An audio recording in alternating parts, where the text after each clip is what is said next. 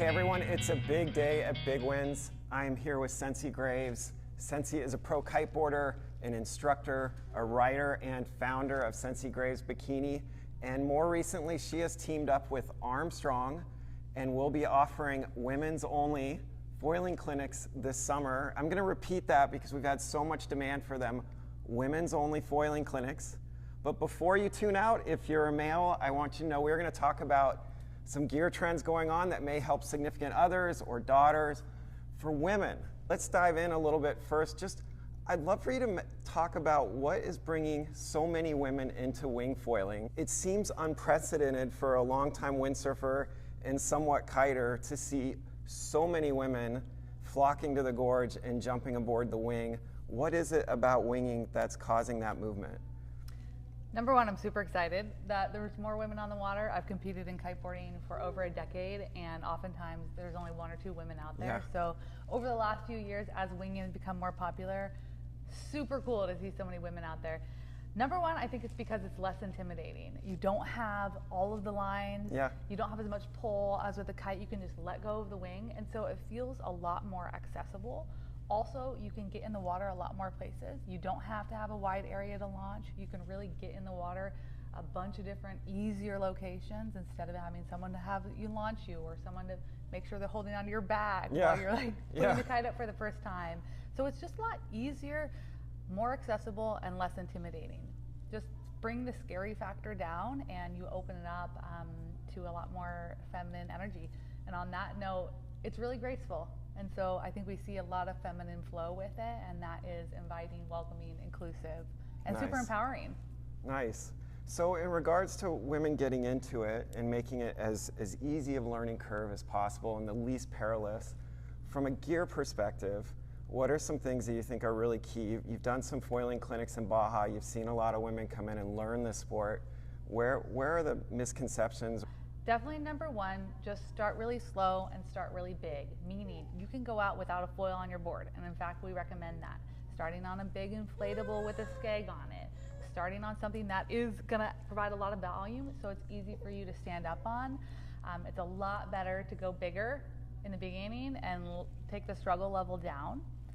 Make sure you have good wind knowledge coming in. Some people, this is awesome, we're seeing a lot of women coming that aren't kiters and don't have a background in wind sports, and so having the knowledge of what to do with the wing and the wind window. My son Flint's on camera as well, so moms can do this too. You mentioned going big. I think for a lot of people the fear is that they buy a board that they'll soon outgrow, and it's this investment that just suddenly is worthless to them.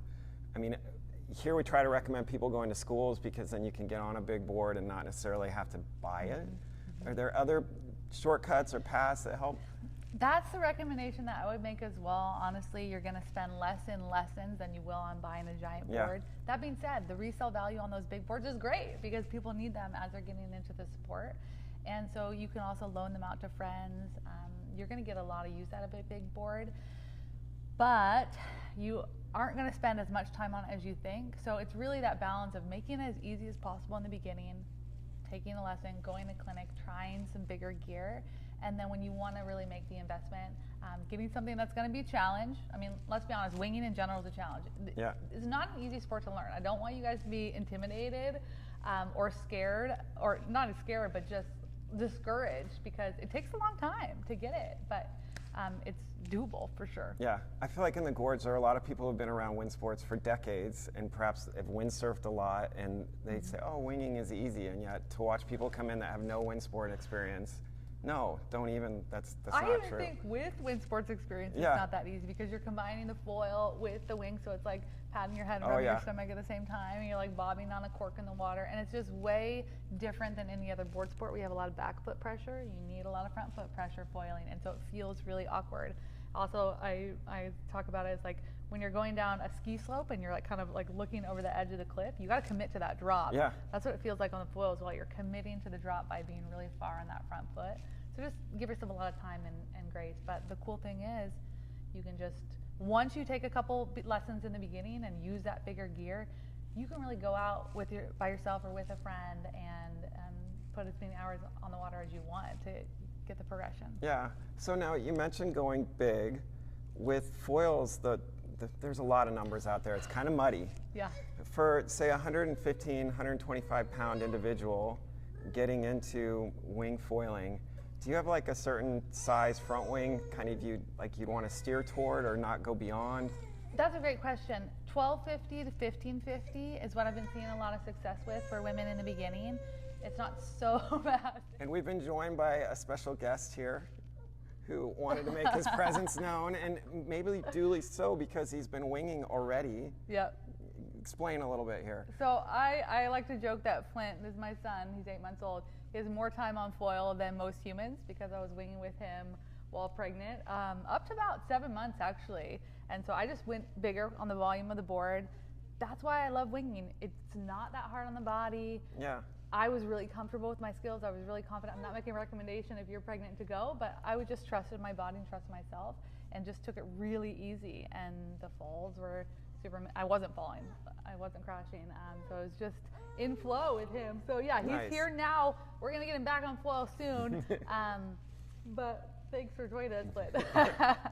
So one quick jump back to the boards going big. Like for someone that's about 115 up to maybe 140 pounds, a first wing board, what sort of leaderage do you think or have found works best when you're teaching?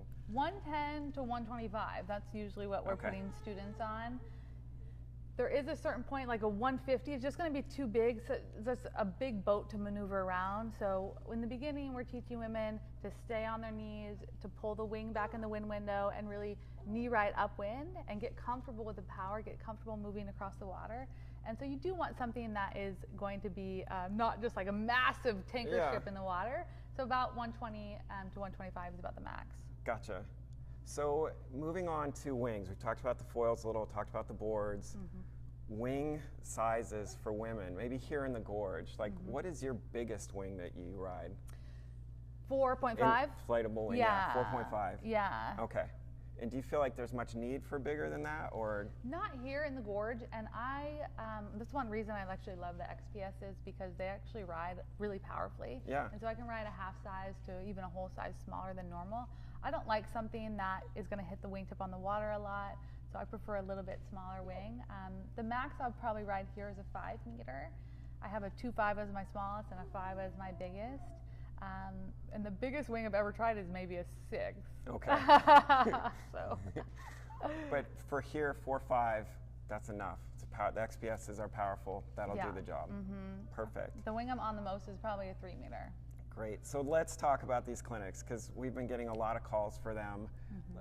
It sounds like on Wednesday there may be a demo program going on for women starting June 4th. We are partnering with Big Winds and Armstrong Foils to do women's only gear demo, come out and hang out community building events. They're 4 to 6 p.m. at the Hook every other Wednesday. So first one June 4th and then the second one, I've got a baby so I can't be there every week, but every other Wednesday at the Hook, and it's all about getting women to try the gear. We'll have plenty of gear available to demo, test, come make friends, come find people that are at your same skill level, cheer each other on, and really it's about building community and helping demystify some of the intimidation with the numbers of foiling specifically.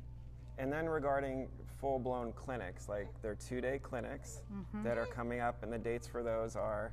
July 19th and 20th and August 9th and 10th. We are offering with my brand Strut Kite and Wing women's specific weekend learn to wing clinics. So beginner, intermediate, even advanced are welcome to join us. Doesn't matter what skill level you're at. We're providing all the gear once again with Armstrong. Dinner's included Saturday night, lunch both days, and 2 full days of instruction. So if you're looking to get your first rides on foil, we can help you do that.